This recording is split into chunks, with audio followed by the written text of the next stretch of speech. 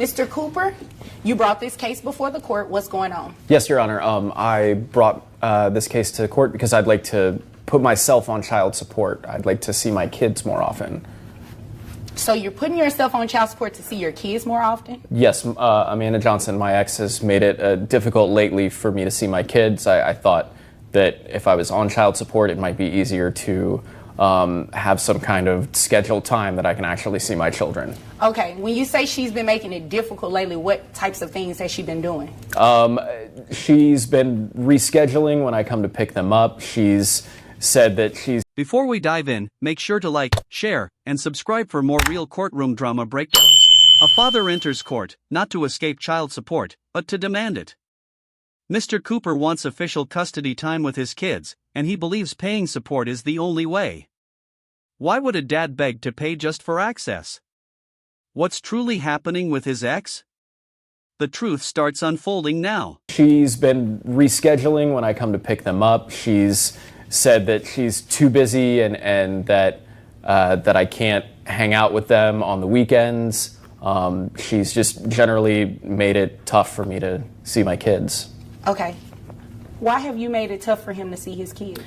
Your Honor, my ex-boyfriend has a new girlfriend and I do not like her. I do not like her being around my children. I think she's a terrible influence on my kids. And I know that if I give them more time with him, it's going to be with him and her. And I do not approve of that whatsoever. Okay. So you're mad because he doesn't want to be with you and moved on? That's what you're saying? Miss Johnson admits she's blocking him from seeing the kids because she dislikes his new girlfriend. But parenting isn't about jealousy. It's about responsibility. The courtroom heats up as emotions spill.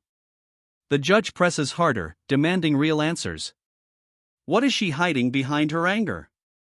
And how much of this is about control? So you're mad because he doesn't want to be with you and moved on? That's what you're saying?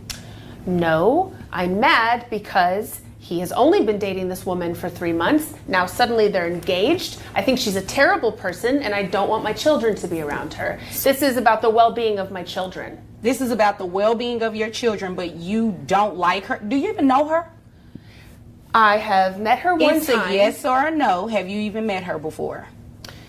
Technically, yes. I have met her before. Okay, so you met her one time. I know people who are friends with her. I've seen her. You know, on I'm not social going to do media. this tap dancing back and forth with you. You're going to answer my question when it's very direct. So you've met her one time. She reveals the truth. He's only known this woman 3 months, and now they're engaged. Her concern shows, claiming it's about safety. But is that the real reason or just an excuse? The judge asks directly, she's only met this woman once. Is her worry valid, or is bitterness driving her decisions? Question when it's very direct. So you've met her one time. Yes, ma'am. And based on that one time of meeting her, you believe she's a bad influence on your children? Yes, I do. Yeah, no, we're not doing that today.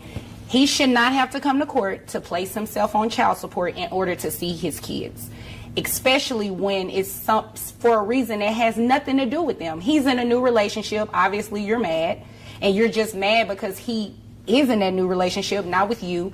And because you're mad, you're trying to hold it against him with his kids. Oh, no, that has nothing to do with it. That's not how it works. Well, that's exactly what it sounds like. I mean, that's what it sounds like, right? That's what it sounds like, Your Honor. The judge cuts to the point, you're punishing him for moving on. She denies it, but the courtroom energy says otherwise. Why should a good father beg for time simply because his ex is bitter? Parenting isn't about personal feelings. The judge's next ruling shifts everything, forcing accountability where it belongs. I mean, that's what it sounds like, right? That's what it sounds like, Your Honor. Yep. I don't want to be with him at all. No, you don't want him back. You just don't want him to be with anyone else. Thank you, Your Honor. That's what it is. I mean, that's what it sounds like. And you can roll your eyes and everything. You know, that doesn't bother me one bit because I can do it too.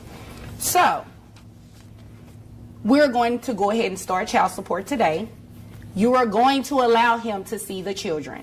It's not a what if, I don't like her, she's a bad influence. It has nothing to do with that. You're going to allow him to see his children. Do you understand that?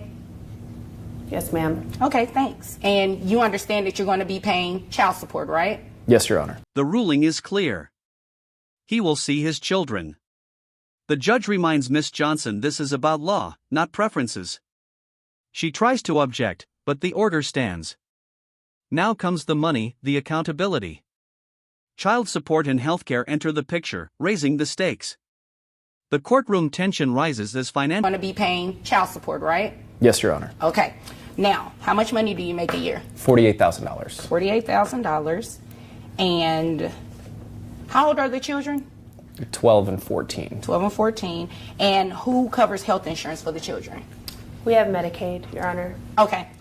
So just so you all are aware, Medicaid is not health insurance. It's a benefit it's provided through the state, to assist with the children going to the doctor and the hospital if needed or anything like that. So that, because it is from a state agency, you are going to have to pay it back to them, okay? Mr. Cooper earns $48,000 yearly, but the question is, who covers the children's health care? The judge mentions Medicaid, and everything changes. This isn't only child support, it's also repayment to the state. Suddenly, the financial burden looks heavier than expected.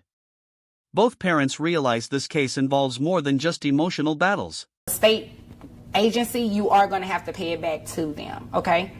Okay. And it's going to be included in your monthly obligation for child support. You understand? Okay. Okay. So I have your gross at $4,000 a month, which brings your net to $3,050.01. So your child support obligation is $762.50. In addition to the Medicaid. So what happens is I have to take 9% of your gross, and that's the amount that you would pay back for Medicaid. That's what the law says has to be. Numbers land.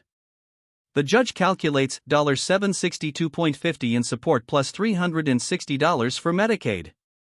Over $1,100 each month. Mr. Cooper nods, but unease lingers.